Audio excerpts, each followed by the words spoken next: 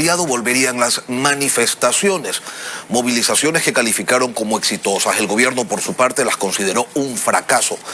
El feriado terminó y ¿qué es entonces lo que se viene ahora? Se lo vamos a preguntar a Carlos Sucusañay, presidente de Ecuarunari.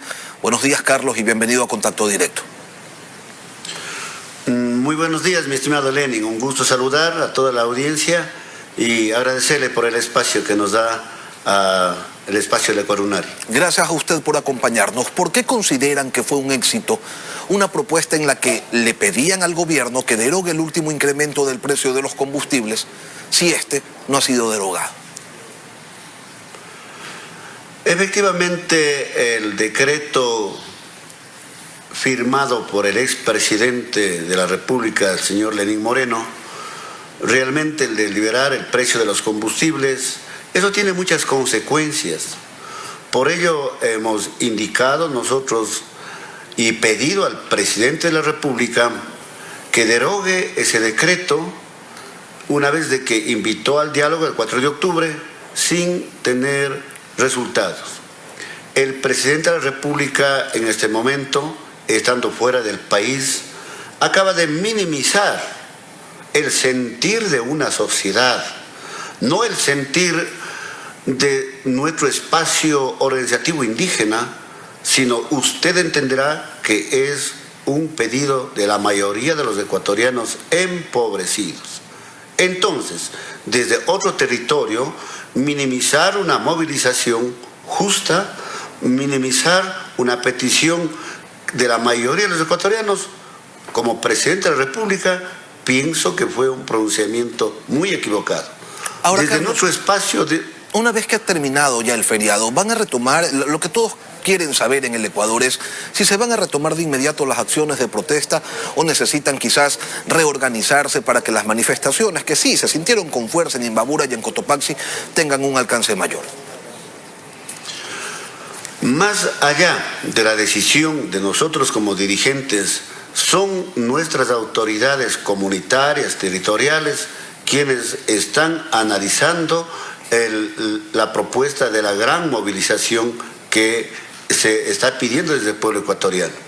Por ello es que nosotros como dirigentes estamos recorriendo el país y son las estructuras orgánicas, son las bases sociales, son los sectores empobrecidos quienes están analizando la situación económica en que vive el país, la decisión del presidente de la República de no derogar el precio de la subida del precio de los combustibles, y son ellos quienes se manifiestan y dicen que hay que rechazar. Y una de las herramientas que tiene el movimiento indígena y todos los sectores sociales es la movilización, es el derecho a la resistencia como un derecho constitucional aquí en este país. Carlos, ustedes piden que se congele el precio del diésel y de la gasolina al valor que tenían en la segunda semana de octubre. El gobierno, en cambio, señala que eso no es negociable. Con ese antecedente, ¿cuál es la respuesta que le van a dar al régimen que los ha invitado a dialogar el próximo día miércoles? Está hecho el planteamiento claro al presidente de la República. En eso no hay discusión. A la primera semana o segunda semana de octubre está bien hecho el planteamiento del congelamiento de los combustibles. Nuestro espacio de diálogo no es que ahora nomás le estamos pidiendo. El espacio de diálogo se ha convertido desde nuestro espacio organizacional desde el año de 1990, donde hemos dicho a los presidentes de la República de cuando han tomado decisiones políticas, económicas, que van en desmedro de la economía de los sectores más empobrecidos en este país, hemos impuesto muchas veces con grandes movilizaciones, con grandes levantamientos para entender en un diálogo. Y eso ha hecho de que muchos de los presidentes de la República no lo acogieron conforme nosotros la hemos solicitado. Carlos, ¿van a ir o no el próximo miércoles a Carondelet?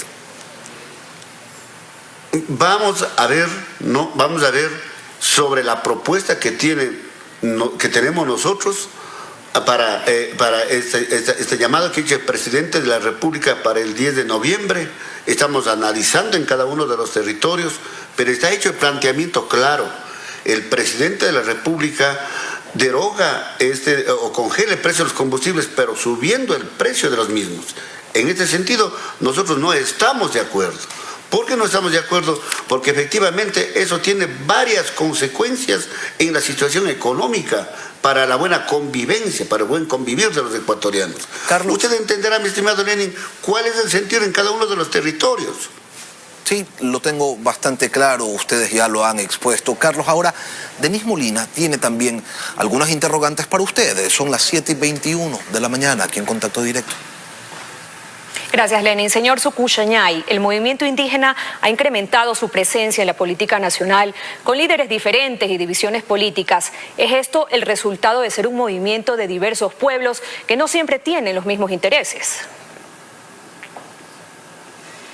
Efectivamente, nuestra propuesta política recogida desde nuestro espacio de nuestra organización, ahora mejorada dentro del Parlamento de los Pueblos, tenemos una propuesta política económica para el país y esa la hemos sembrado, la hemos difundido desde propios espacios parroquiales, cantonales, provinciales a nivel nacional. Y esta propuesta política hemos regado en el conocimiento de los ecuatorianos y efectivamente estamos en ese proceso porque es una propuesta política no desde un solo espacio, sino es recogido de todos los sectores sociales, mejorada ahora en el Parlamento de los Pueblos y ahí la tenemos y la hemos puesto en el periodo electoral anterior y la demostramos de que el pueblo ecuatoriano confió en las propuestas, no en las personas, sino en la propuesta que el movimiento indígena recogido con el Parlamento de los Pueblos le dijo, esta es la propuesta política económica para los ecuatorianos. Sin embargo, y eso enmarcó de que tengamos un buen resultado electoral. Sin embargo, estas posiciones que los han dividido son de líderes que luego se marchan a otras tiendas políticas después de ser manipulados por los grandes líderes del país.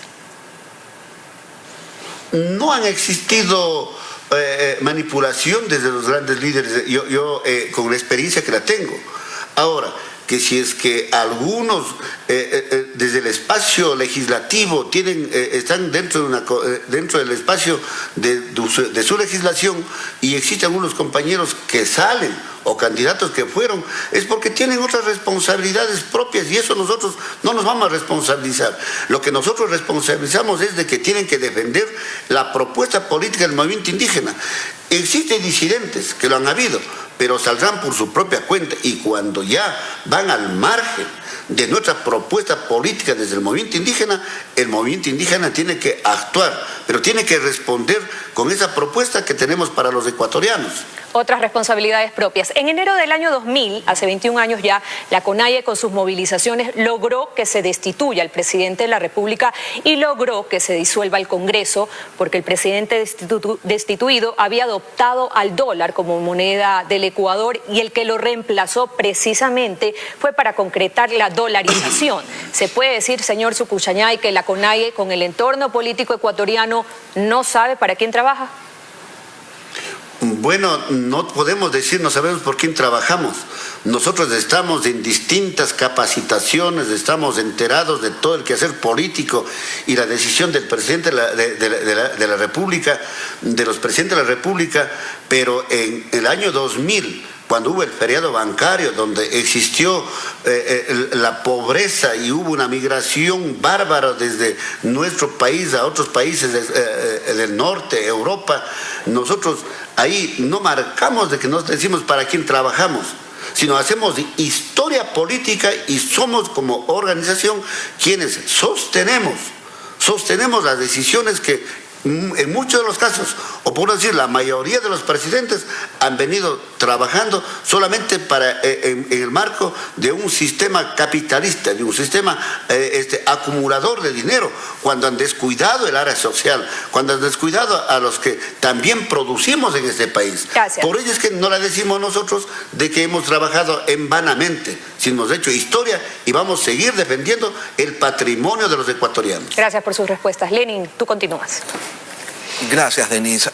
Carlos, ahora, mientras ustedes estaban en las calles la semana anterior, legisladores de Pachacutic se reunían con el gobierno. En la asamblea le dieron paso recientemente al proyecto económico urgente y se aprobó que fuera a conocimiento de una comisión con mayoría oficialista. Ustedes estaban en las calles y los legisladores de Pachacutic llegando a un acuerdo con el gobierno?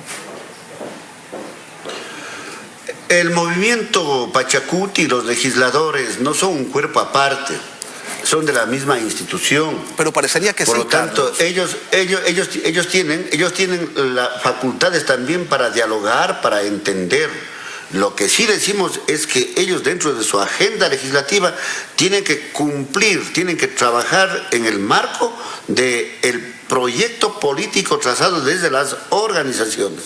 De allí que existen los espacios que quieren, claro, por supuesto, el gobierno quiere de una u otra forma deslegitimar una reunión que tuvieron con ellos. ¿Cuándo? Cuando van con el derecho al diálogo, a conversar, a mediar, pero él deroga con otro precio, subiendo el precio de combustibles. ¿Eso qué quiere decir? Que es un juego.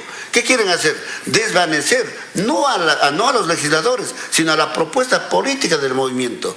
Por ello es que nosotros siempre decimos que los asambleístas elegidos en el marco de la propuesta del proyecto de la situación económica para la legislación en el ámbito de leyes que favorezca a la mayoría de los ecuatorianos, decimos que ellos tienen que cumplir una agenda que nosotros la hemos construido y que ellos tienen que defender. ¿Por qué? Porque esa es la propuesta hecha desde los despachos y la exigencia en el marco de una elección a la que hemos tenido en esta ocasión 27 asambleístas. Carlos Sucusañay, presidente de la Ecuarunari.